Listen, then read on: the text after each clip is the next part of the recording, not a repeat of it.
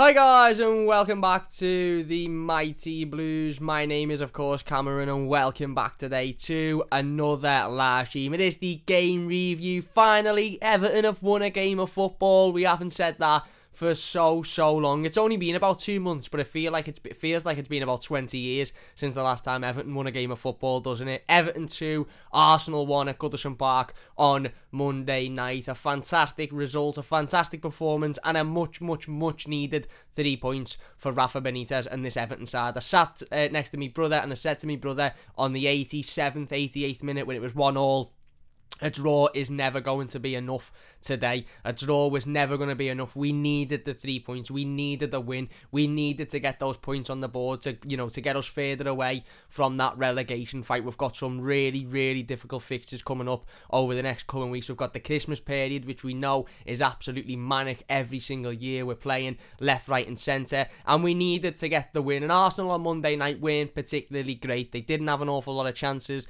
They didn't have an awful lot of the ball, and they weren't very creative, and that was all the more reasons to why we needed to go out and get the win. We needed to go out and pick up the points, and that is exactly what we did. Now, I just want to address something before we go any further into the live stream. I fully understand, and I'm fully aware that this result and this win doesn't fix all of the issues at the football club. I understand that there's still issues, with the board, and that there's, a number of members on the board that, aren't capable and aren't able of running a football club, or certainly running a successful football club to the level that we as fans demand Everton to be. I get that. I completely get that, and I'm not by any stretch of the imagination sitting here saying that win on Monday solves everything. I'm not saying that it solves all of the problems with the manager. I'm not saying it solves all of the problems with the with the team, and I'm not saying it solves all of the problems with the board whatsoever. But Everton haven't won a game of football in 2 months. We were really close to that relegation fight, and don't get me wrong, this win doesn't necessarily guarantee that we're going to go and win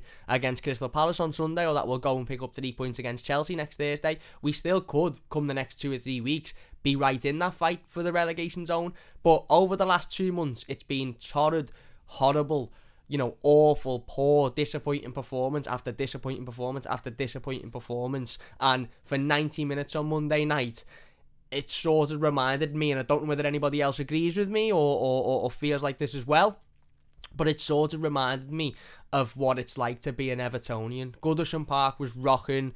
Richarlison was absolutely unbelievable. Best performance in an Everton shirt for a long time. Some would even go as far as to say ever. A last minute absolute screamer by Demarai. When do Everton ever win games in the last minute, by the way? When? Never mind games that we absolutely have to win, and never mind games with a goal as unbelievable as Demarai Gray's in the 92nd minute. It doesn't happen. I know Decore scored a worldie against Southampton, but that was with, sort of 10-15 minutes to go. Andros Townsend scored one against Burnley again, early on in the second half.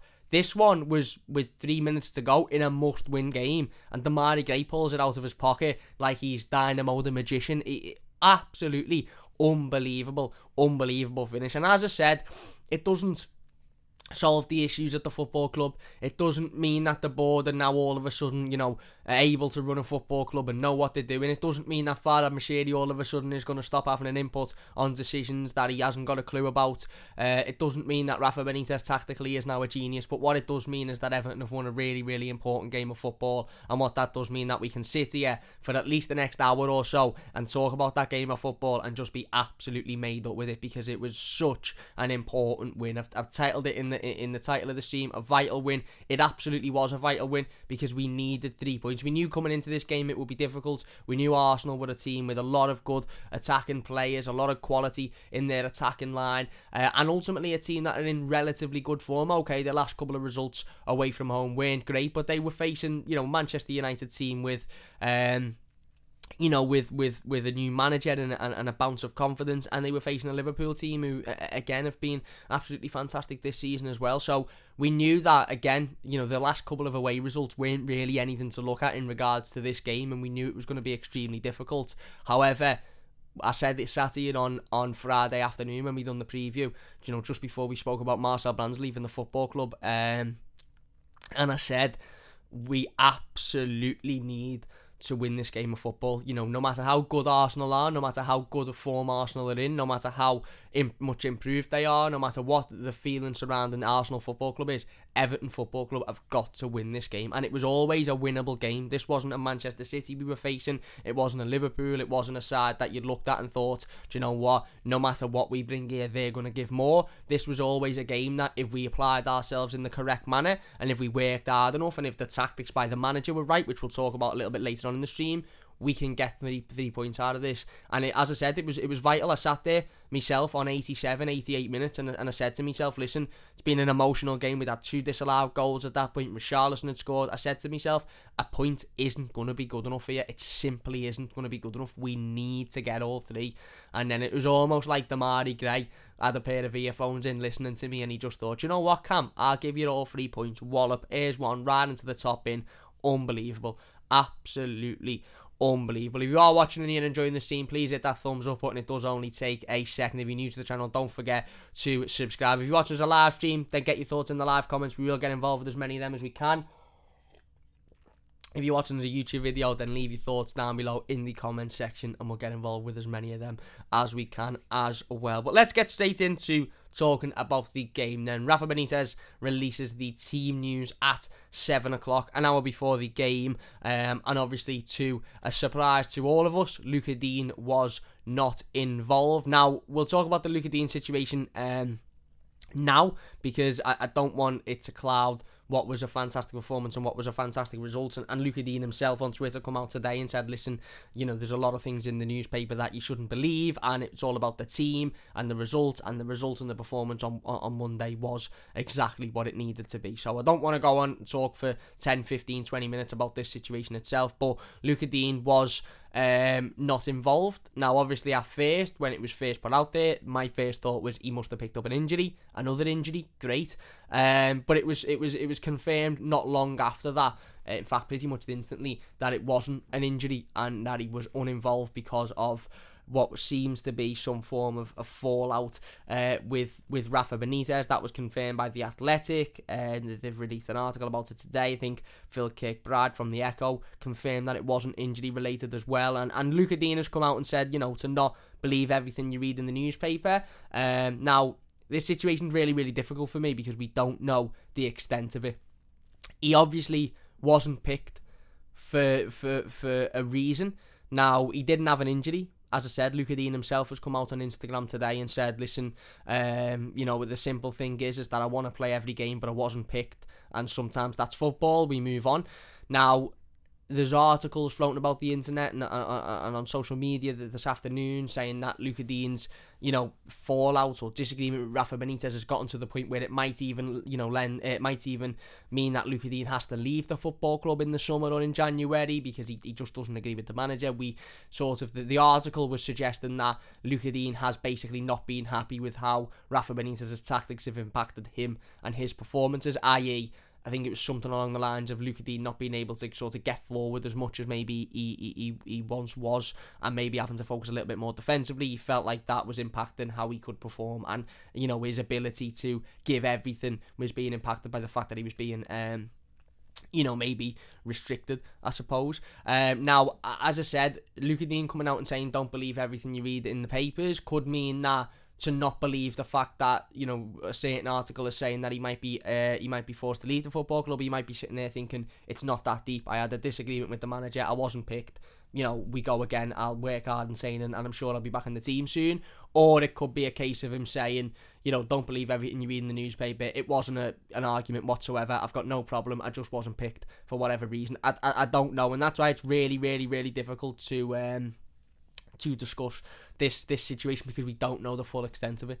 We can take things from really reliable sources like The Athletic and like the you know, like the Echo and places like that, but when the most reliable source, i.e. the player himself who was involved in the decision and in the conversation, is coming out and saying don't believe everything you read, it sort of throws a bit of a spanner in the works. And maybe he's only saying that because he doesn't want there to be any drama. Maybe he's saying it because it's the truth. But the reality of the situation is, ultimately, for me, Luca Dean hasn't been particularly great this season. He hasn't. And I'm not by any stretch of the imagination turning against Luca Dean. I love Luca Dean. I think he's absolutely brilliant. I think technical-wise, he's one of our best players in the squad.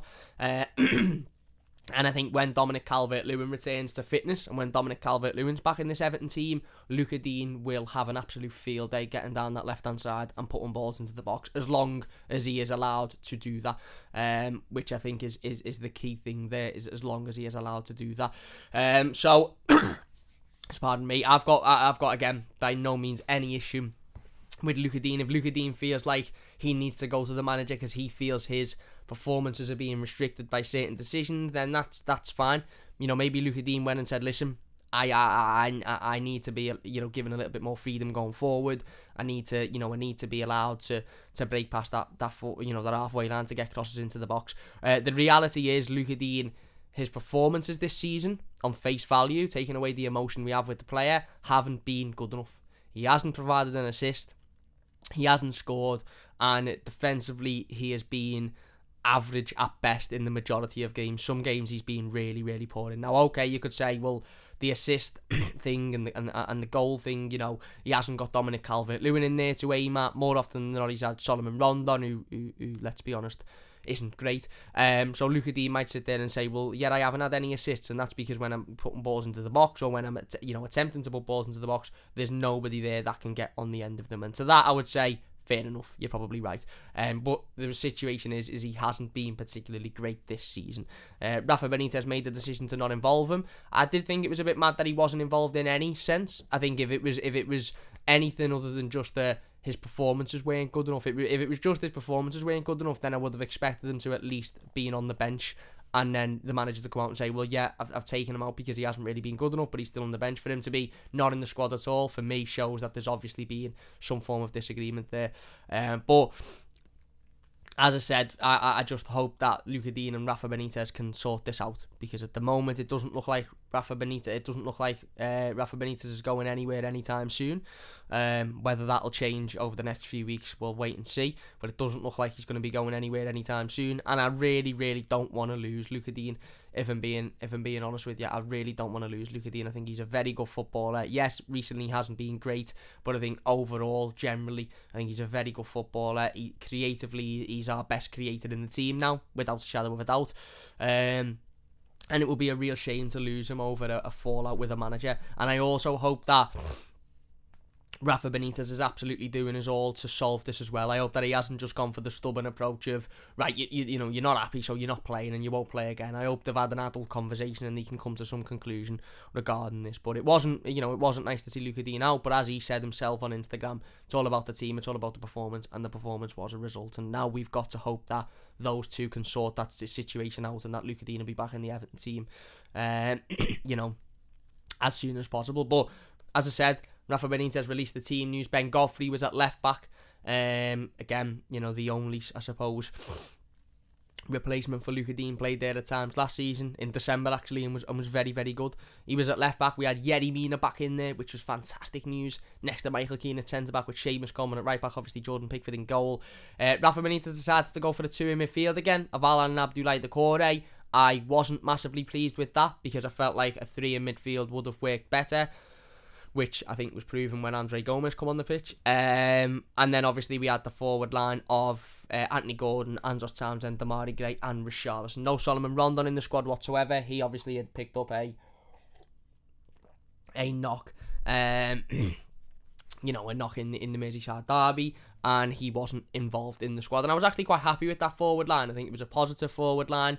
It was a forward line full of players that, were always going to work hard and battle. There was a lot of creativity. There was a lot of capable finishes in that forward line.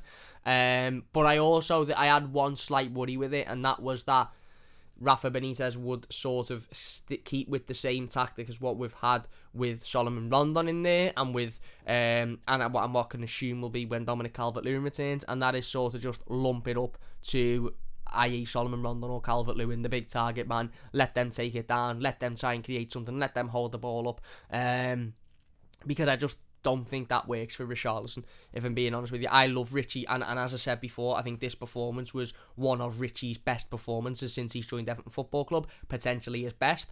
But that was because we didn't use that tactic. It wasn't a case of just lump the ball up to Richarlison and let him take it down, because he's not. That's not his game, and that's not a negative towards Richarlison. That just isn't his game. His game isn't to, win the ball with his back towards goal and hold it up for other people to get in the game. His game is to be played in behind the back, run onto it, and slot it into the back of the net, or to get on the end of crosses, or to be getting on the end of deflections, which is why he scored a hat-trick the other day.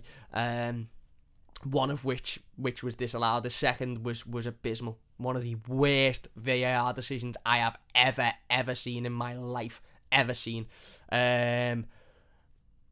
But anyway, as I said, we changed the system, and that was one of my big issues going into this game after seeing the team is Rafa Benitez going to stick with the same system of just lumping Richarlison up top and lumping the ball up to him, because it's not going to work. Andros Townsend was playing in the sort of central area, and yeah, as I said, we were going into the game. I think I don't think there was much optimism amongst Evertonians at Goodison Park.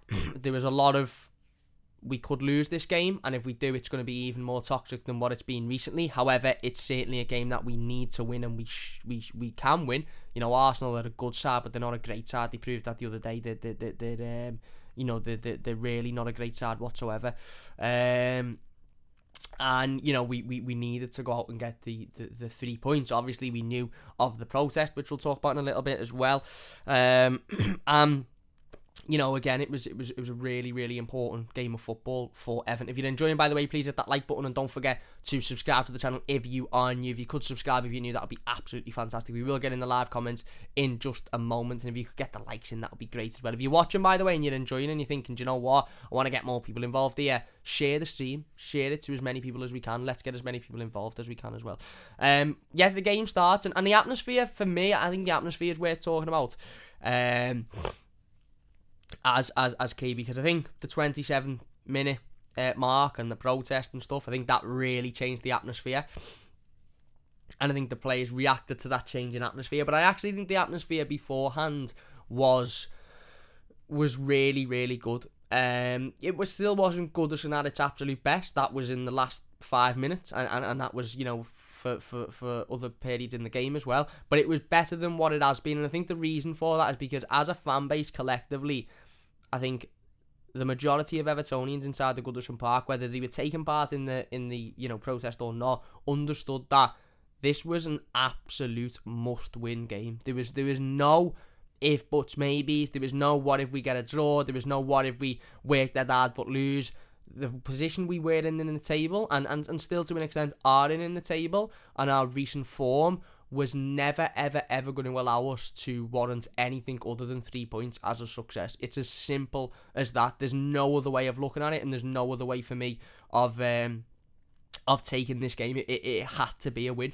It's as simple as that. It had to be a win, and it was always going to be difficult. As I said, Arsenal are a good side, but I think the fans inside the stadium sort of knew that. Right, we've got to get behind the players now. The board is an issue. And the board is an issue that we have to address. We have to sit down. We have to talk about. And everybody that protested on Saturday, and even probably everybody that didn't Monday, and even everybody that probably didn't protest knew that the board, know that the board is a problem. Farhad Moshiri needs to stop acting like Everton Football Club at a simulation and making stupid decisions when he doesn't know how to make those decisions. The club have obviously moved Marcel Brands on. Because they felt like there was a different vision. There needs to be other members of that board moved on as well, because they're simply not good enough. But the issues with the board are something that we can sit down and we can talk about every single day of the week. Every single day of the week. The issues with the manager are something we can talk about. The issues with the players are something we can talk about. But at the end of the day, I think a large percentage of fans at Goodison knew when we got into that ground that, right, there's a game of footy to be played here, and we can do the protest, we can speak about the board, we can speak about the wider problems with the football club, which, as I said before, don't go away. This result doesn't mean that all of those problems all of a sudden are fixed and they go away. But what it means, and I think what it meant to Evertonians on Monday evening, was there's a game of football to be played here, and not only a game of football to be played here, there's a game of football to be won, and there's a game of football that we absolutely desperately need to win as well, without a shadow of a doubt. So the crowd all of a sudden was up for it. The atmosphere was there. It was very, very good.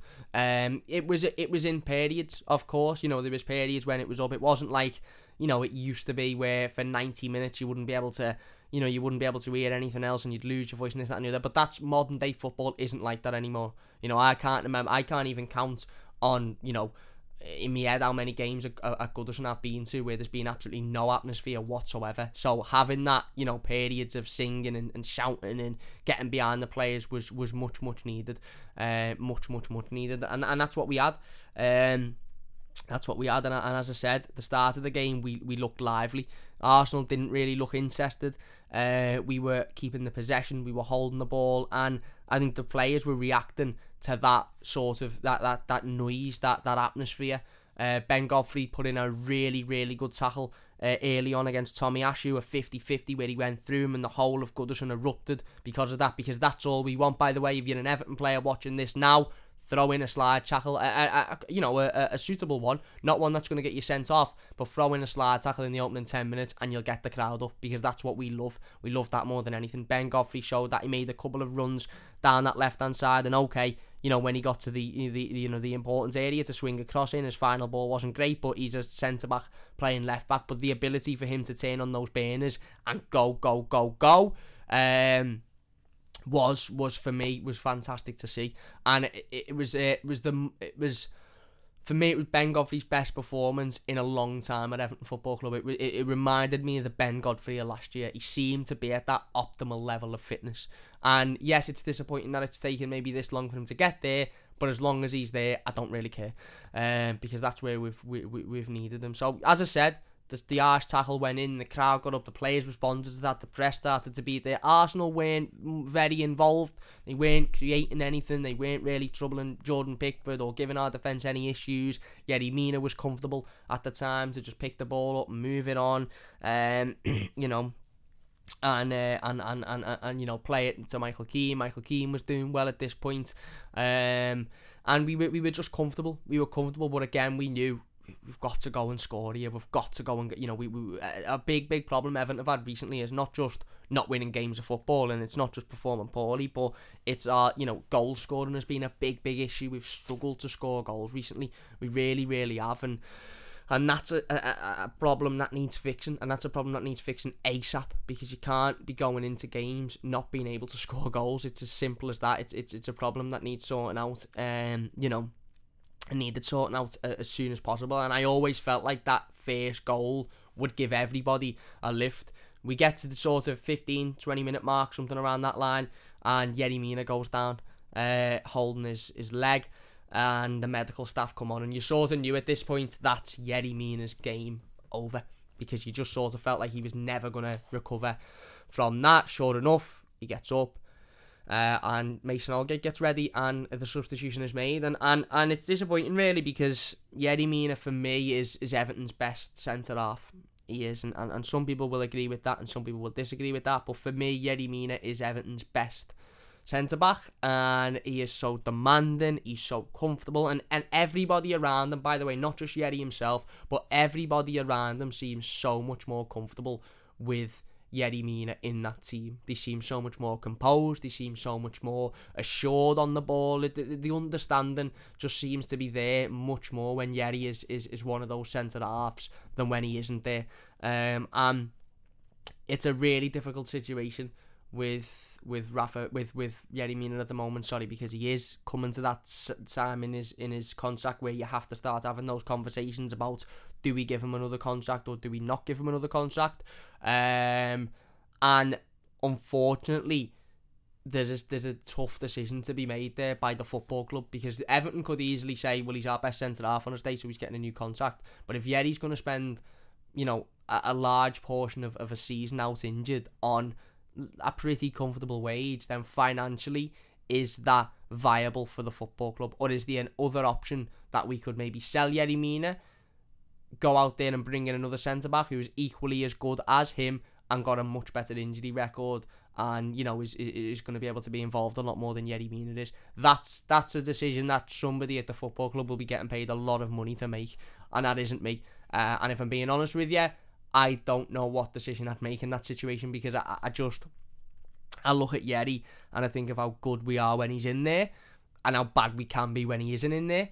And you sort of just look and think, well, yes, he's so important, but if he's going to be out for 2-3 months, as he has been, come back and only be able to play 10 or 15 minutes and then be out for however long he'll be out for again. Firstly, who sanctioned him to play? He clearly wasn't fit enough to play. He clearly wasn't fit enough to start. He clearly wasn't fit enough to be involved. So why is he being allowed to play if he's only going to pull up after 10 or 15 minutes?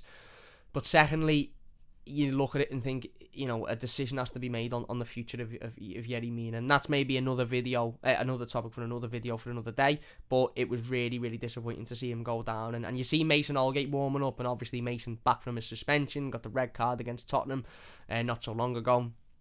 And I was I was thinking, there's a lot of football left to be played here. There's a lot of time left in this game for Mason Holgate to put in a Mason Holgate type of performance, and by that I mean make a stupid mistake or give the ball away in a silly area, or do something stupid that is gonna jeopardise this game for Everton. But luckily enough for me, Mason was actually very, very good. I felt very, very good. Yes, he had a couple of thinking I'm Rio Ferdinand moments, but for the majority of the game, when the ball bounced up to him, when he had a decision to make, he made that decision.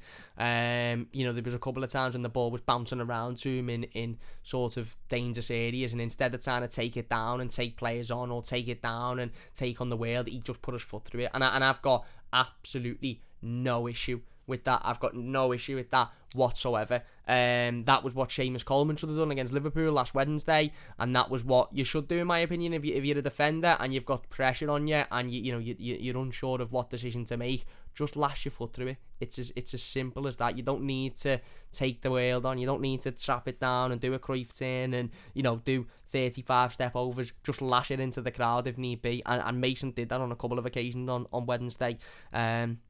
And I think they were massively needed as well, massively needed. But anyway, as I said, Yerry goes off, Mason comes on, and you're sort of thinking, right, let's hope that doesn't disturb the flow. Let's hope it doesn't disturb the way in which we perform. Let's hope it doesn't disturb, the performance. And it didn't. Again, I think a lot of reasoning to this is the fact that Arsenal were very, very, very poor. Very, very poor on Monday night. They didn't offer us anything. Yes, they scored, and we'll go on to talk about their goal in a moment, but they didn't offer anything in particular in terms of coming forward. They weren't really attacking. They had the odd half chance that was defended or seen out, but they didn't really do an awful lot to trouble our backline and our goalkeeper on Monday. But anyway, Everton again, crowds still getting up. And, we have the 27 minutes for 27 years protest. Now, listen, everybody knows my stance on this situation. My stance was that fair play and massive, fair play to those that were taking part or took part, and fair play to those that didn't take part. I think one thing we have to understand as fans of this football club is that just because you took part in a protest doesn't mean that you don't want what's right for the club, and just because you didn't take part in a protest doesn't mean you don't want what's right for the club. We're all Evertonians here. There's not one Evertonian on this planet. There's not one Evertonian in this live stream, by the way. And if you are in this live stream, hit the like button. It takes a second, and don't forget to subscribe. There's not one blue out there that doesn't want what's best for this football club.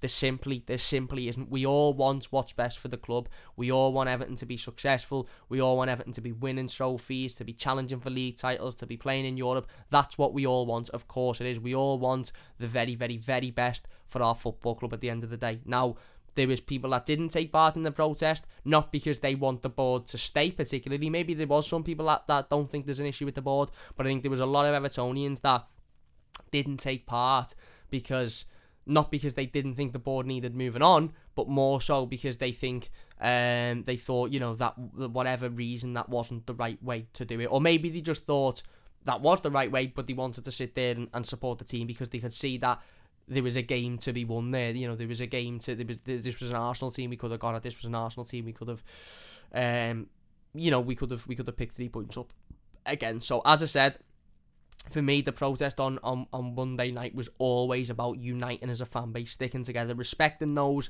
that decided to protest and respecting those that decided not to protest. And it was a really sort of mad dynamic because the 27th minute mark hit and we'd had a couple of half chances at that point. I think one got fizzed across the box and Richarlison just couldn't get on the end of it. We'd had a couple of sort of moments that you're off your seat thinking, is this the chance? But, you know, it wasn't. I wouldn't say massive clear-cut chances. I think Gray had one where he flashed it wide as well from a good area.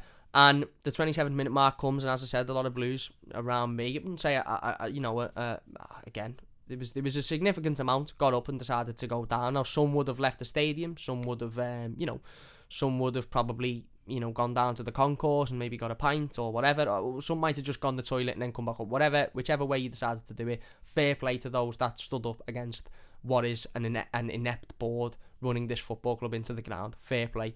But it was a little bit mad. I don't know whether anybody else noticed this. Maybe if you weren't at the game and you wouldn't have noticed. But if you were at the game, did anybody else notice that once the 27th minute mark hit, it was almost like you go down and you take part in the protest, or most other fans sort of got up and started screaming and shouting, and the chant started then. Now, again, this situation is being blown out of proportion for me. I've seen a couple of people on Twitter saying, well done to the fans that decided to chant on the 27th minute instead of walk down. It's the first time you have sang in this many years. It doesn't need to be this deep. All as it is that a certain selection of fans believe that walking down and walking out at a certain minute was the best way to sort of send the message to this board.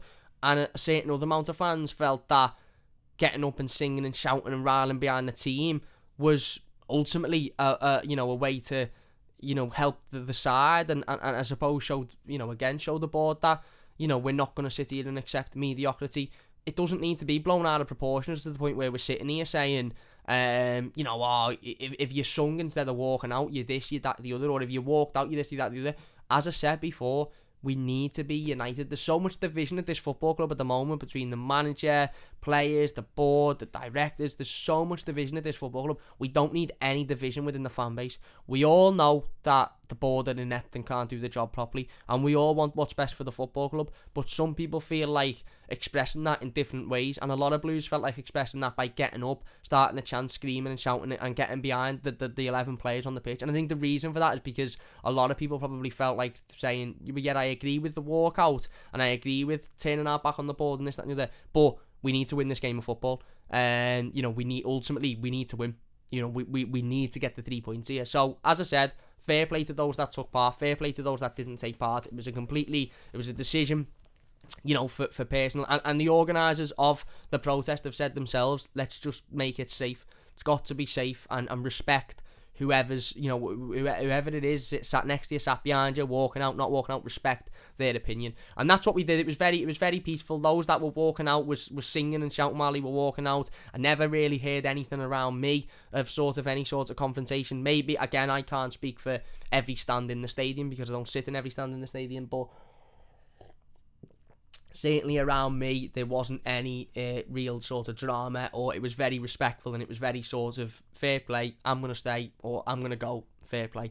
And yeah, as I said, it again, I believe it was highlighted by Sky Sports. I believe it was highlighted by Sky News and stuff as well. So it done the job, and it also done the job by the fact that as I said, there was a massive roar and there was a massive sort of get behind the team that ultimately was the reason as to why we went on to win that game. We went on to win that game because the players would have heard that roar and sort of thought, right, okay, a lot of fans here have decided to stay and get behind us. We've got to give them something. I don't think these players would have had the cojones to have not put in an extra 10% after that.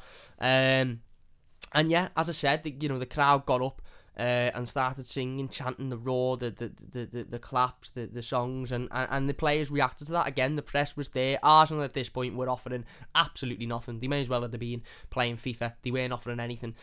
And we get a free kick, dangerous area, and just Townsend standing over it. Again, his delivery in recent weeks hasn't been great, it has to be said. And he swings it in. Richarlison gets on the end of it. Unbelievable header, world class header. into the back of the net, and that was what we needed. We needed that goal. We needed that moment for us to all say, we've got the goal now. These aren't great. They're not threatening us an awful lot. We've gone 1-0 up. We've scored for a start, which is something other than Gray's goal in the derby, something that we've struggled to do for a long, long time. But we're 1-0 up. Richarlison's celebration, he was kissing the badge, he was hitting his chest. You could see what it meant for him. And I want to talk about Richarlison. When we're going to talk a little bit more specifically about him when we talk about his goal that counted, his third goal, because he's amazing. I love this lad. I said to myself a few weeks ago, I think I said it on stream, I won't become emotionally invested with any other Everton player because I don't want to get myself hurt, but I'm sorry, I love this lad. I love him. I think he's amazing. I think he's absolutely amazing. And yeah, you know, he's hitting the badge, he's showing he cares, he's showing how much it means to him. You know, we go back to the halfway line, we're thinking, get in, we're 1-0 up, brilliant, absolutely ideal scenario, just before half time, get in. VAR.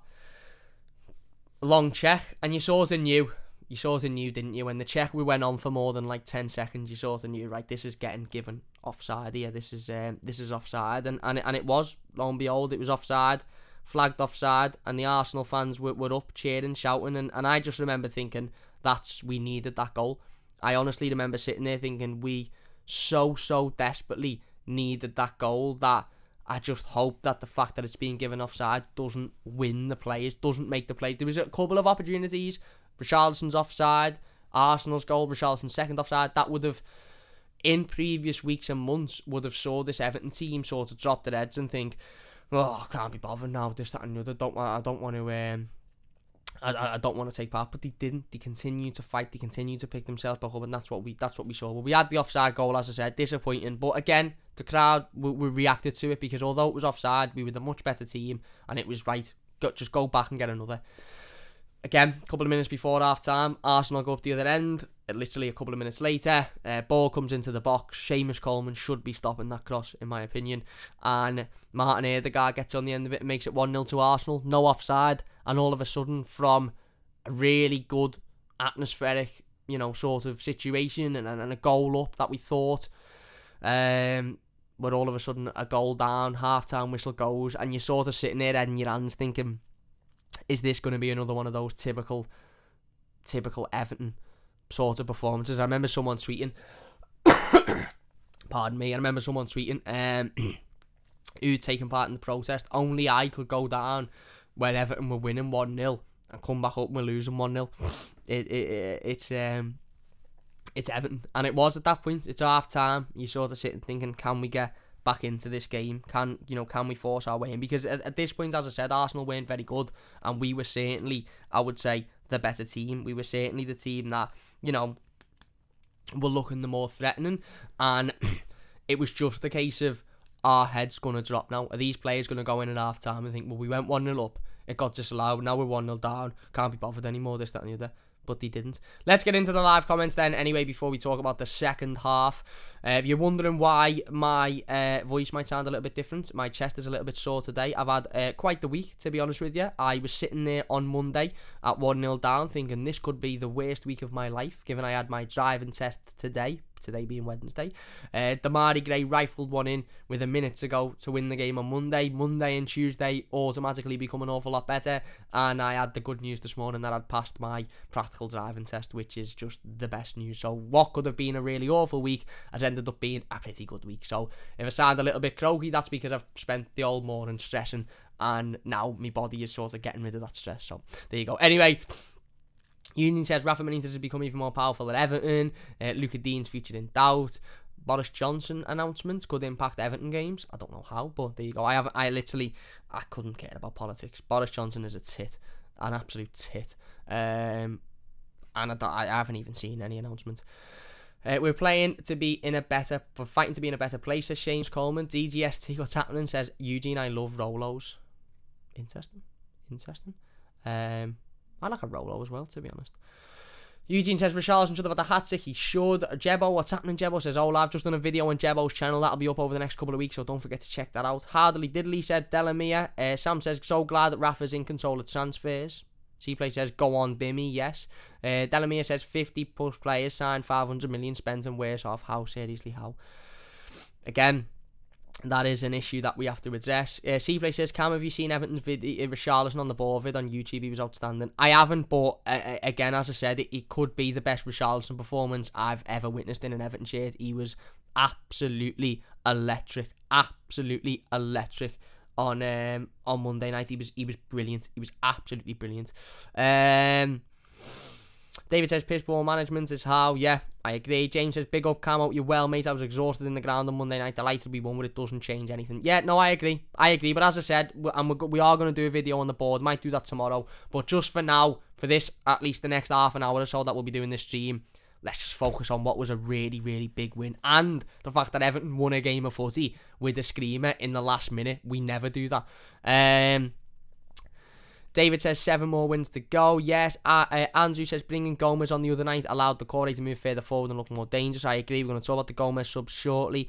Rafa needs to stick with 3 in midfield, says Peter. Yes. B-Wood says, what do you think of Rafa dropping Dean under Carlo when Dean was injured? The flat back four of centre-backs with Goffey at left-back worked. Dean has been dropped and hasn't looked offensive since Dean got injured. We just mentioned Dean before. David says, how long have we been saying that, Peter? Dean off in January. I don't think Dean will leave, personally. I don't think Dean will leave, but some people will have different opinions. If you're enjoying, by the way, please hit that like button. 70 people watching. If you could get the likes up, that would be absolutely fantastic. If you're new to the channel, don't forget to subscribe as well. Peter says, drop Dave Collins, yes, but let's hope the pennies dropped. Where are we then? Delamere says, DCL to Arsenal, they're getting desperate for a striker. If Pepe is used, I don't think Dom will go to Arsenal, personally. James says, apart from the goal we gave away, I thought we did defensively well. Shame me not to go for. I thought defensively we done well. I thought Michael Keane and Mason Holgate were not a problem. Yes, there was a couple of shaky moments. Okay, I understand that. Obviously, the goal was one, and the header, for me, the Nketiah header towards the end of the game was poor, and the Aubameyang chance, which he missed somehow, was really, really poor as well. But I think generally they done really well. Listen, Michael Keane and Mason Holgate probably aren't good enough to be a centre-back partnership in a team that are challenging for Europe, but they done okay on Monday night, in my opinion.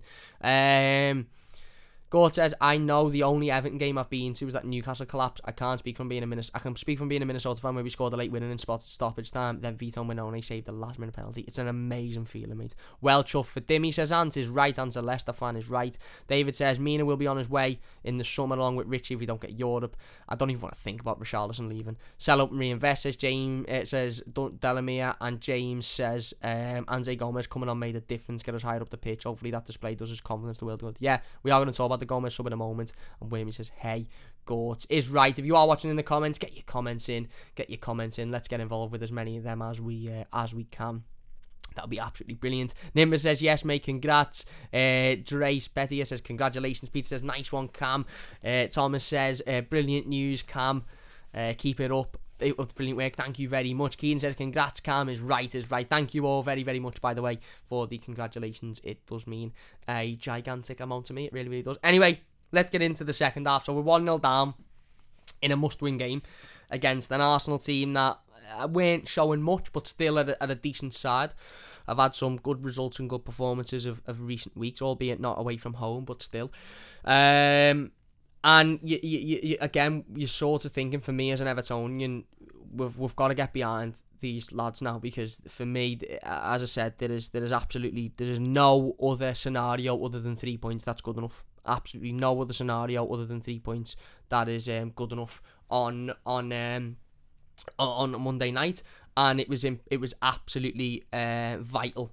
And I've used that word before, and I use it again because it's on the stream. It's in the title of the stream. It was absolutely vital that the players come out and responded to going 1-0 down. As I said, this for me there was two opportunities in that first half for players to drop their heads and for players to sort of think, this isn't our day, so we'll just get on with it.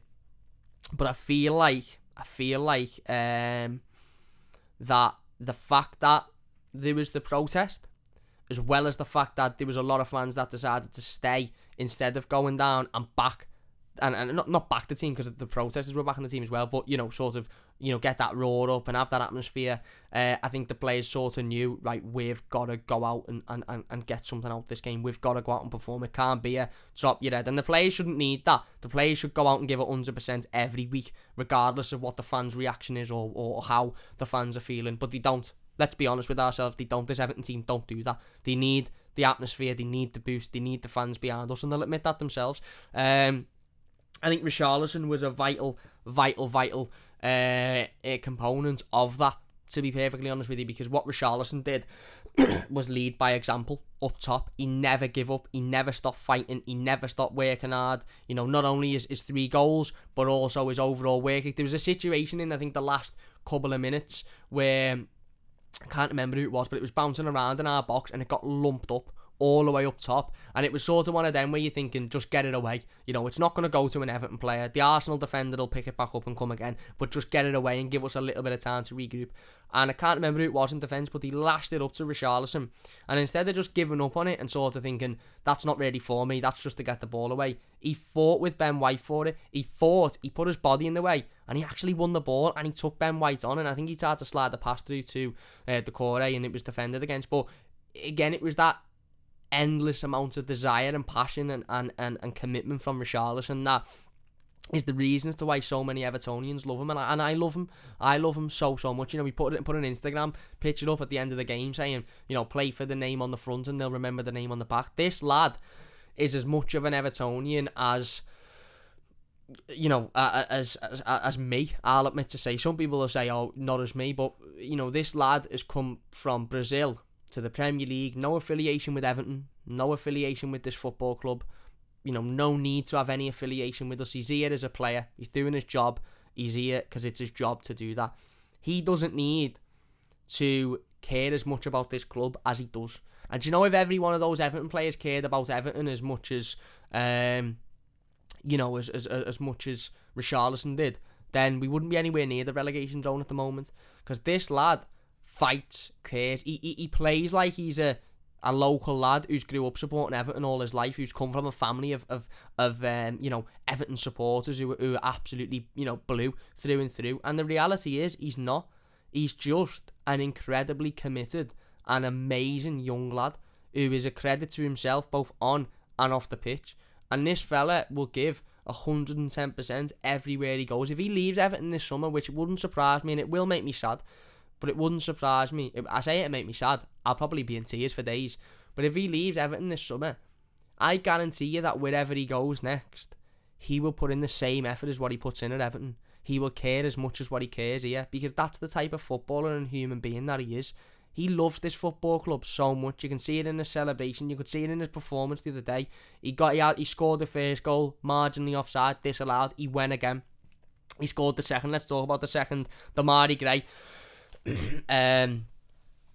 Sorry, not Demarai Gray. Abdoulaye Doucouré gets the ball. I'm thinking of the first. James says you're so wrong about Richarlison. Spends 80% of a match moaning and sulking. I disagree massively, mate. I disagree. Sometimes he has a moan, sometimes he has a sulk, but you can't say that he spent most of the game on Monday sulking and moaning. He literally didn't stop working from minute 1 to minute 90. He was our man of the match by a long stretch. Anyway, James has played well Monday, but not having any of this. Well, that's listen, everyone's entitled to their own opinion. That's fair enough. Some people will agree with me. Some people will disagree with me. I love him personally. I love him. I really do. Anyway, again, let's talk about his second goal. This one for me is a disgraceful decision, an absolutely disgraceful decision. Doucouré gets the ball, he slides him in. Richarlison gets on the end of it. Really cool finish underneath England's number 2, Adam Ramsdale, and again. At this point, I think the fact that VAR had disallowed the first goal, well, for me anyway, again, I can't speak on behalf of anybody else, but for me anyway, the fact that VAR had disallowed the first goal didn't really come into my mind, because I was just thinking, right, we've equalised, this is what we needed, we need the 3 points, we've equalised, get in. Really good ball, by the way, by Abdoulaye Doucouré into Richarlison. Richie gets it out of his feet quickly. Really good finish. He does the celebration again. He's kissing the badge. He's punching the badge. All of this, all of that. Brilliant to see. And again, it goes to VAR. And again, you're sitting there thinking, don't let this one be disallowed. Don't let this one be disallowed. Please. What was it? Felt like about 3 hours later, the referee Mike Dean, who was dreadful the other day, by the way, but the referee Mike Dean does the signal, shows that it's offside, and at that point, that was when I sort of said, as I said before, that was when I sort of thought, this is probably going to be the worst week of my life. James, it's just my opinion. No, that's fair enough, mate. Absolutely. Everyone's entitled to their own opinion. And big up yourself, James, for coming on and mentioning it. That's absolutely fair enough. That's what football's all about. We all have different opinions. We talk about them, and we talk about them in a respectful, conversational manner. It doesn't have to be, you're wrong, I'm right. It's your opinion. My opinion's different. That's fine. Fair enough. I hope you've liked the stream, James. Anyway, as I said, the second one gets disallowed. Now, obviously, at this time, I'm in the stadium. They'd put it on the screen for a second, but not as much as they'd put the decisions in the game against Tottenham, where they showed them for enough time for you to be able to see what's going on. They didn't really show it in the stadium. So at the time, I'm just thinking, is this going to be a typical Everton performance? Arsenal have nothing of the ball. We have 2 goals, marginally offside, and then we go on and lose the game. And the pressure piles on Rafa Benitez even more, on the board even more. The players have given a lot but not gotten anything out of it. The fans have given a lot but not gotten any out of it. Is it going to be another one of those days? And you watch it again on the telly, and I watched the replay. Obviously, I watched the highlights about 1 million times because of course I did. And I don't understand how it was given. I really, really don't understand how it was given. The line in the replay I've seen, he is onside. He is as onside can be. He's on the same line as Gabriel, I think it is. And it almost seems like the camera has extended his foot to make it appear like he's offside, which I highly doubt it has. But if it has, that is an absolute disgrace. An absolute disgrace, because let's be honest, it probably hasn't. It's just the way the camera stopped. But I thought it was extremely, extremely harsh. The first one, yes, okay, slightly off. The second one for me is extremely harsh. And I think it does. I think we're all sort of sitting there at that point thinking, this isn't going to be our day. This simply isn't going to be our day. We're not going to get anything out of this game. And it's going to be typical Everton. And as I said before about Richie, the persistence. I think the 2 offside goals helped them, because he again, a lot of players at that time, a lot of players in that situation would have sulked, will have scored 2, they're barely offside, I can't be arsed anymore, this, that and the other. Richie didn't.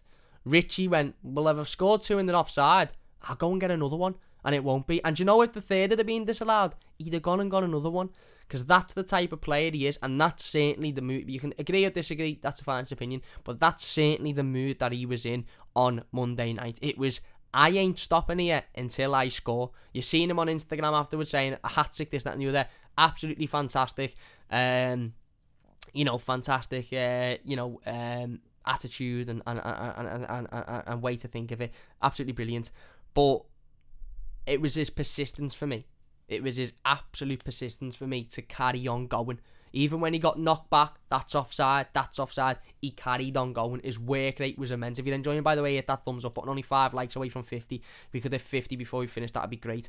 It was his persistence from me. His persistence to get back in the game. His persistence to carry on. His persistence to search for another goal. Ben White couldn't get nowhere near him. Ben White probably sat at home now thinking, that was a tough game against that Brazilian lad, didn't it? He's amazing. Ben White couldn't get nowhere near him. It was his persistence, his determination, his energy, his passion. It was almost like he'd taken the whole game on his back and sort of gone, I'm not disappointing these fans. These fans have stuck with us. They've screamed, they've shouted, they've got behind us. I'm not disappointing them. Whatever the other 10 players do, that's ultimately up to them and their prerogative. But I'm not disappointing them. I'm going to give everything to make sure I have an impact on this game. And he did. And that's when I think a really, really key point in the game come in. And we will get back in the live comments very shortly, by the way. So if you are leaving comments, big thanks to everybody for doing that. Get your comments in the live comments. We'll get involved with them. If you watch this as a YouTube video, get your thoughts down below. And we'll get involved with as many of them as we can as well. But that's when the tactical decisions from Rafa Benitez comes in. I've been very, very, very critical of Rafa Benitez in recent weeks. I've been very critical of his tactical decisions. I've been very critical of some of the decision making that he has ultimately made. However, I think he got it right on Monday, and I don't really think you can say otherwise. The decision to bring Andre Gomez on and make it a 3 in midfield and take Andros Townsend off. Andros Townsend, who, by the way, at this point wasn't really doing much. He was all right. He wasn't particularly awful, but he wasn't really doing an awful lot at that point. For me, that is the best tactical decision Rafa Benitez has ever made as an Everton manager. I think we've been screaming for weeks as a fan base to have a 3 in midfield. I think a 3 in midfield works so much better for Everton, because what a 3 in midfield ultimately does is allows Alan to have a little bit more cover. We know Alan is a player that will always give it 100%. We know Alan is a player that will always run round, will always get about, will always work hard, but ultimately at the end of the day, he's not the fastest, he's not the quickest, he's not particularly the most agile. So to give him an extra sort of an extra player in that midfield to be able to work off and to be able to, to be able to work with is only a positive, in my opinion, only a positive. And it also allows Abdoulaye Doucouré to get forward, to play in that more of a number 10, position, to be that box to box, to not be reliant on thinking, I've got to stay back and do my defensive duties here because Alan might be exposed. It allows Doucouré to think, I can get forward and I can leave Alan there because he's got somebody else next to him who's going to be able to help him. But not only the fact that we changed to a 3 in midfield, Andre Gomes was excellent. Absolutely excellent. He changed the game. And as I said, I do think a reasoning for that was because of the change in system and the change in formation, and that's fine, and I'm more than happy to admit that. But I think you have to give an extreme amount of credit to Andre Gomes himself. He come on, he drove the ball forward. He was very, very positive in his thinking.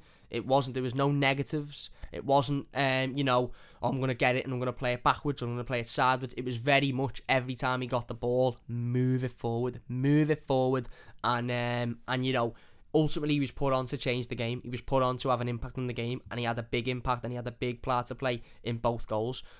He did.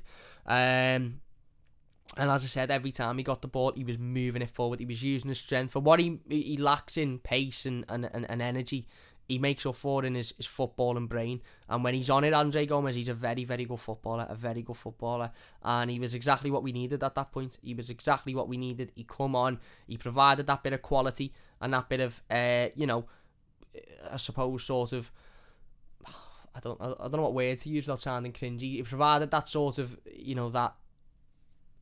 that extra bit in midfield, that quality in midfield, and he was excellent. He was absolutely excellent. And then we get a goal back. Andre Gomes, as I said, has a big part to play in it. The ball's moving towards. Alan plays a really nice ball into Demarai Gray. Demarai Gray on the edge of the box, cuts inside on his right foot, takes a shot. Aaron Ramsdale tries to make a Hollywood save for the cameras. It comes off the bar, tips it onto the bar. Good save, to be fair. Good save. Tips it onto the bar, and this time Richarlison's in, and he heads it into the back of the net. And at this point, by the way, this was when I sort of almost looked and thought, I don't want to celebrate too much here, because let's be honest, this for me, from sitting in the park end, which was the other side of the stadium, this looked the more offside than the other two. Now, that was probably just because where I was sitting or the way I was watching it, but it looked more offside than the other two did. Anyway, obviously they check it. It turns out that Richarlison is miles onside when Demarai Gray hits the ball. Nobody follows him in. And again, as I said, that persistence to continually go.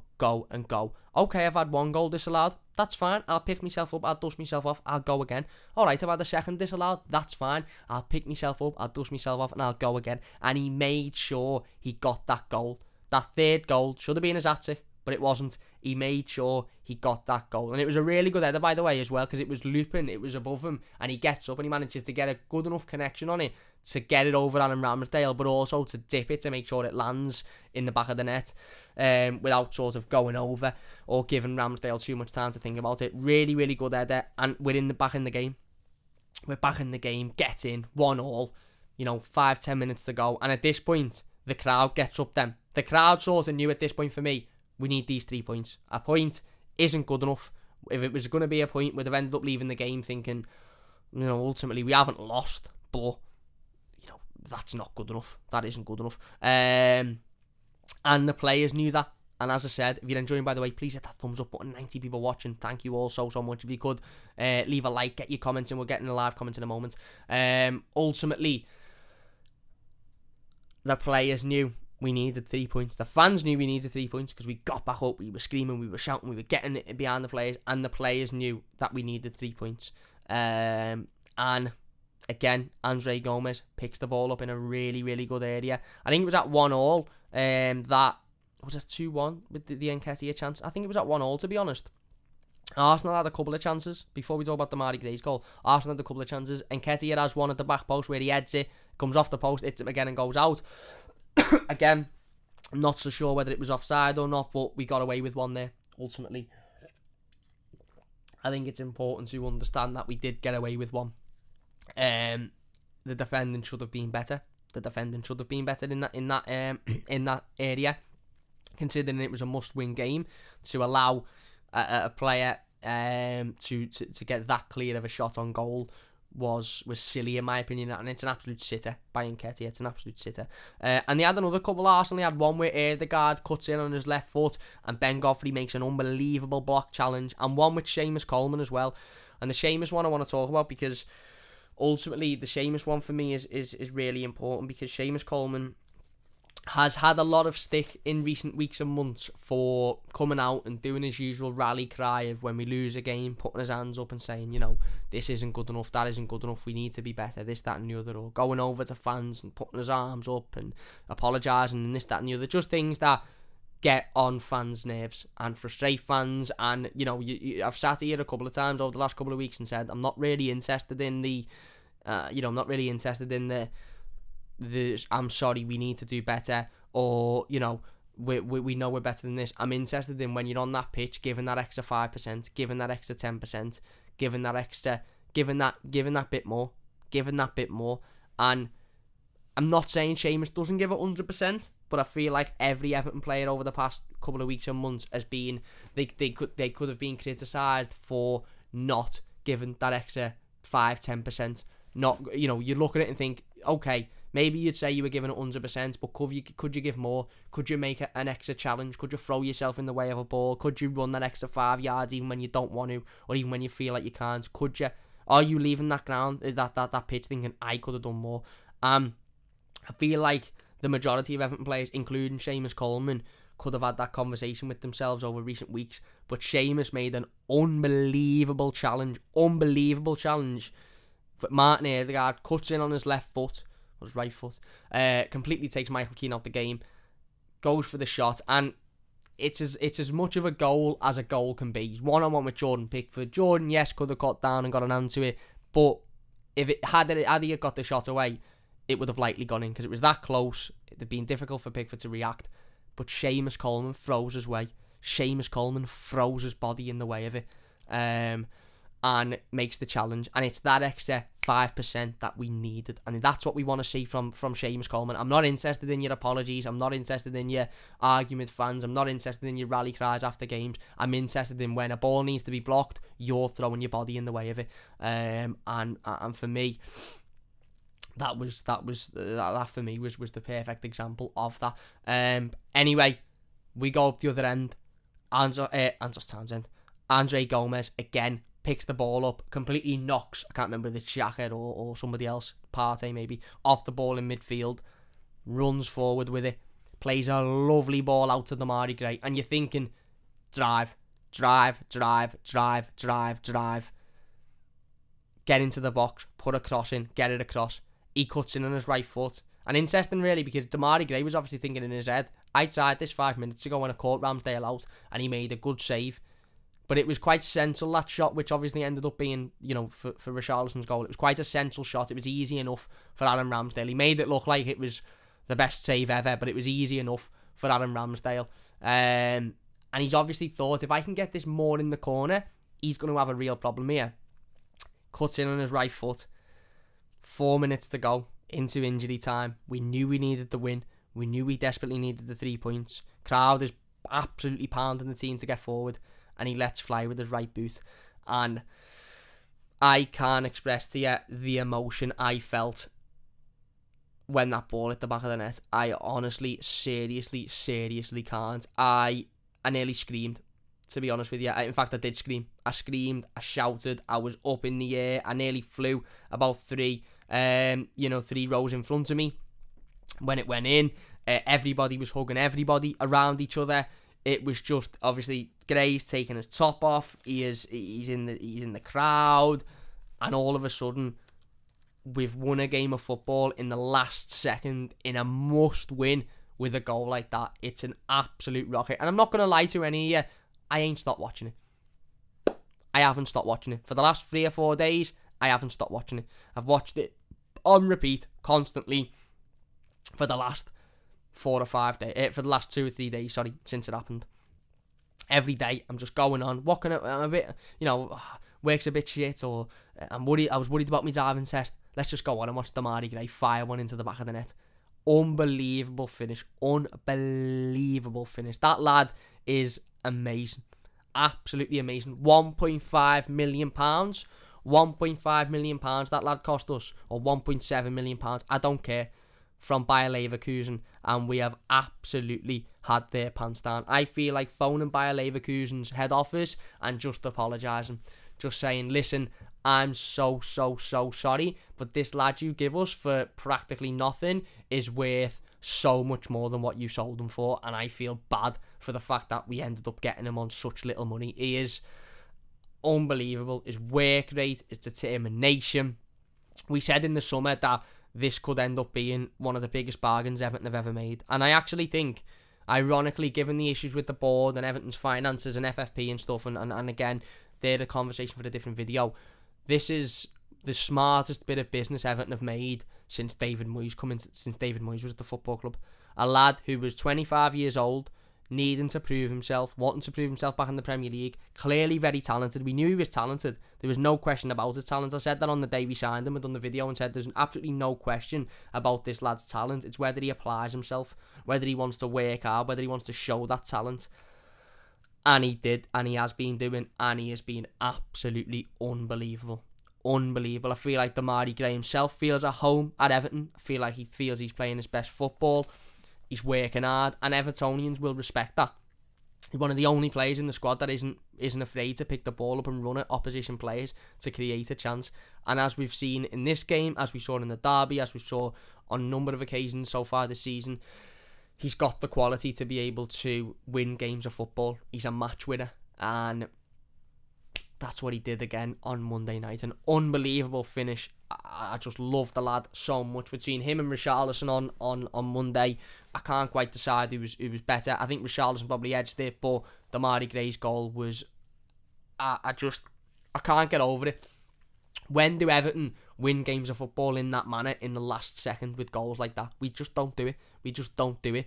And I just can't quite get over the fact that we've managed to do it. It was amazing. It was absolutely amazing. An amazing finish from an amazing player. And I love this lad. I absolutely love him. I think he's brilliant. And then there you go. We see the game out. Arsenal had a chance at the end of the game where it fell to Aubameyang. Again, defensively, we probably should have been a little bit better for that. But thankfully, Aubameyang just wanted to get home and decided to put the ball wide. And the final whistle goes, and we've got a much needed win. And yes, it doesn't solve every issue with the football club, and yes, there's still massive issues with the board and with the certain players and with the manager, and I understand all of that, but there was a game of football to be played on Monday night, and a game of football that needed winning, and all as those players could have done was gone out and win, and they did.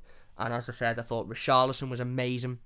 I thought Gray was amazing. Everybody else worked really hard. The Corey was brilliant. Gomez changed the game. He was fantastic, I thought. Barring a couple of moments, Michael Keane and Mason Holgate were fantastic as well. Ben Godfrey at left back. Special shout out to Ben Godfrey. Listen, the Luca Dean situation isn't ideal for anybody.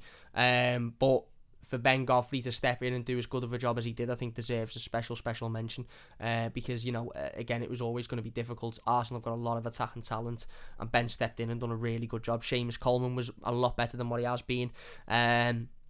Yeah, it was just a massive win. Let's get into the live comments before we do finish up then. Loads of comments. I'm not going to be able to get through them all. I do apologise, but loads of comments. If you are enjoying, by the way, hit that thumbs up button.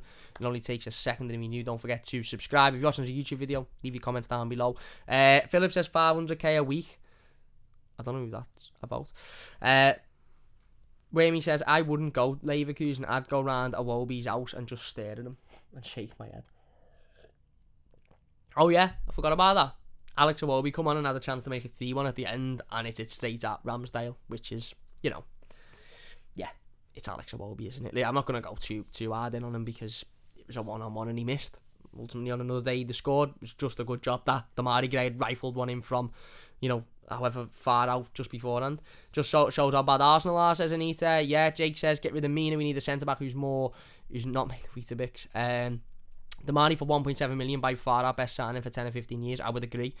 Chris says, Cam, it was the first game I'd been able to go to in over 10 years. I was hugging everyone around me in the upper Bullens. What an unbelievable strike. Yeah, and by the way, that atmosphere after the game was the Goodison I know and love, was the Everton I know and love. Everybody singing, everybody made up, everybody relieved, excited. Again, we understand the other issues of the football club, but they were out of mind for that 10-15 minutes after the game. It was just pure relief and happiness that we'd won a game of football in that manner. It was amazing.